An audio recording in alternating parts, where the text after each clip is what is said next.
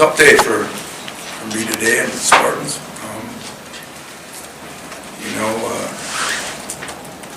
I guess I lose a football coach, but I'm happy for him.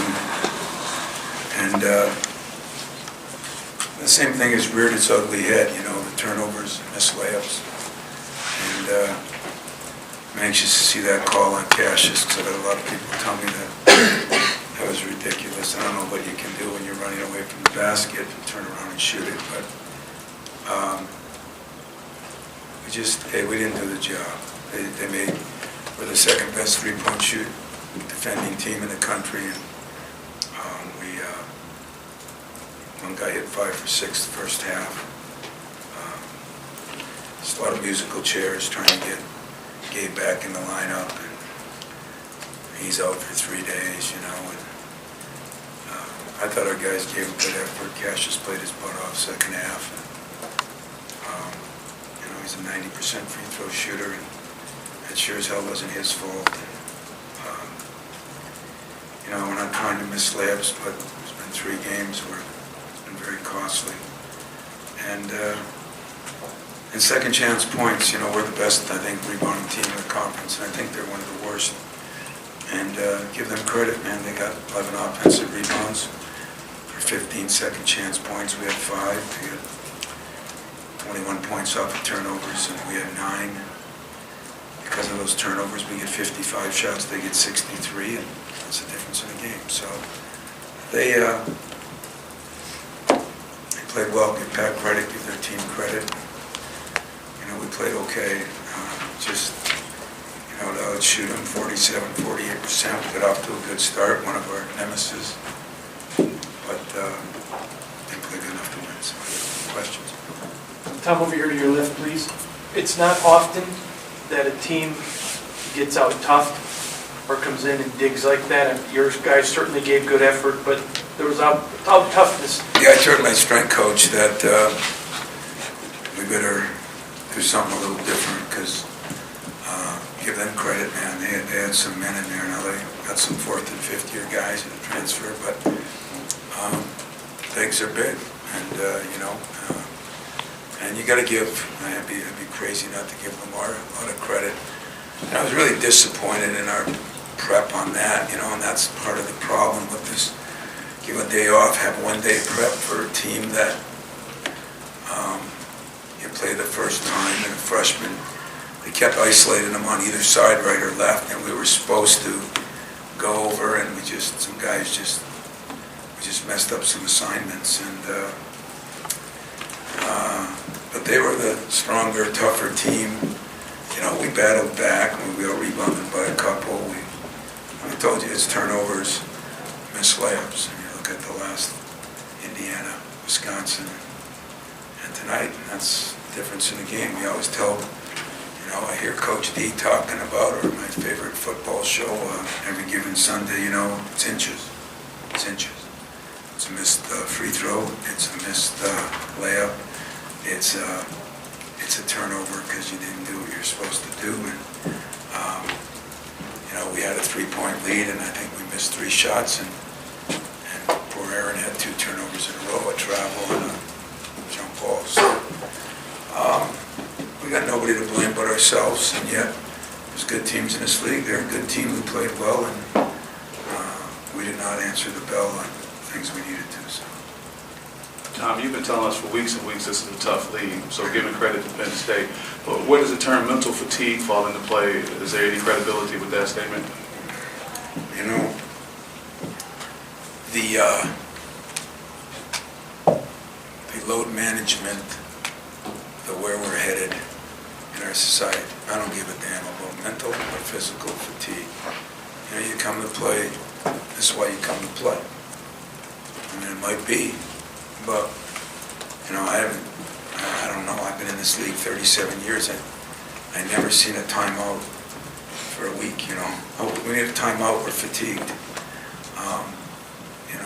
We've got to play through it. We played good enough the second half. We had leads. We bounced back. They got up 10. We came back. A couple of those turnovers and a couple of those missed shots. We're tough, and like I said, give them credit. I mean, Lamar made some shots. The kid Myron Jones made, what is he, 6 of 8 from 3, and I thought a couple of them were long-range shots, but give them credit. Tom, what do you do to get Cassius more help offensively? You didn't have anybody else, scoring double figures today. You make that tonight at least.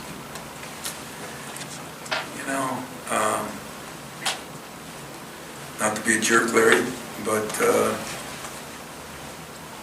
that's what we do. I mean, Xavier makes a couple layups, and he's got 13.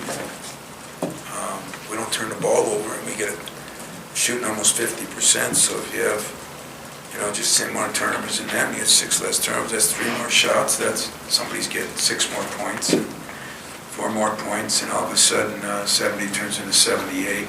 We should be able to win games if we score that many. So, it's not who else does that. It's quit turning the damn ball over and start making layups. Yeah. At this time last year, it was almost identical. It was 3 straight losses at basically the same exact time. Obviously, that group had Kenny and Matt, older guys that when you changed things, it did seem to, the whole group adapted. With this team, you have those similar pieces for anything that you want to change, and you think it can kind of be done on the fly like that? Well, we've changed some things. We're starting a freshman now, and sometimes 2 freshmen. I mean, Rocket played how many minutes? A lot of minutes. Didn't play very well first half. Thought he played pretty well the second half. But at least he guards and does some things. We got to get more out of Gabe, but Gabe just can't miss practice. He can't miss practice. If you're sick, you got to play sick. We got a lot of games left. I'm just disappointed that, we go over things in a scouting report and we don't have to go over anything in a scouting report to miss layups and turn the ball over. I mean, the turnovers, I've tried a lot of different things, run sprints, we've done this, we've done that. Didn't think we got a lot of great calls at home, but probably didn't deserve them because they played harder. So, listen, I've been through it all. That's the beauty of me. I've been through things that, last 3 years has been interesting. So I'm not worried about me. I'm not worried about my team. I'm just disappointed that some things have cost us, and some good guys haven't changed. When you do some things, you better work on that and make sure that doesn't happen again. And it's happened repeatedly a little bit. Now, Xavier's case, he shouldn't play 36 minutes. I'm a little bit stuck, and he tried to play, and he did all right. But we just can't get him enough minutes, He came down on that thing again, and probably need to get a little more beep in there. If I had to do it over again, I'd probably have played Julius a little bit more. But hey, listen, we're as good as any team in this league, and we can be beat by any team in this league. And our best players have to play well. And there's been a couple games our best players haven't played as well. And that's no different anywhere, Larry. If the best players don't play well, you're probably not getting a lot out of. I don't know what McQuaid averaged last year, 9 a game. Kenny 8 a game. They weren't in double figures. It's just not turning that frickin' ball over. I'm just wondering what the emotions are watching Mark D'Antonio shut down. Cried.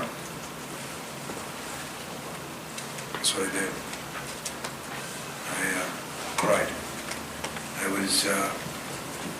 I was there for George, for Nick, for Bobby, for John L., and now for Mark. My claim to fame is I've seen everybody that's either gotten fired or resigned. I've seen every goodbye. And privileged to be in the room, even though I had my shoot around half hour later.